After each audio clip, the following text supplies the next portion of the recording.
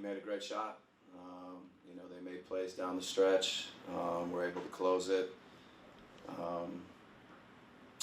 A couple possessions. We got, I think, 3 looks on our last possession. Weren't able to make them. So, our guys competed. There's a lot of good stuff tonight.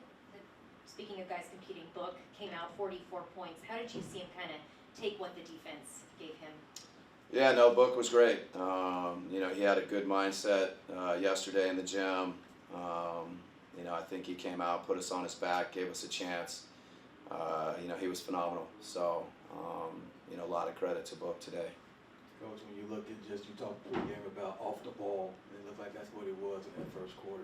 Devin moving off the ball, off screens, off ball screens. How big you feel like it was got him going? Yeah, I feel like he did a little bit of everything, so I think, getting him in some off-ball stuff, get him moving away from it, get him on the catch, going downhill can be good. He's good in the pick and roll.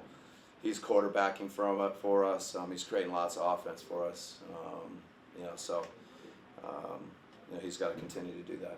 Coach, when you look at even before those last few possessions, we talked about just a couple possessions before that where, just weren't able to get shots to go. Did you like the looks maybe in the last 5 minutes of the fourth? It all gets kind of sped up. So to think about all the possessions, there's a big offensive foul call on Grayson that, it's just the consistency from one end to the other, So a couple possessions, but overall I thought, generally we got some good looks. There's some times I think where we got to play with the pass, where we might collapse the defense and find guys, but we weren't able to make enough of them down the stretch. What made you go big starting the game with Plumlee and Nurkic?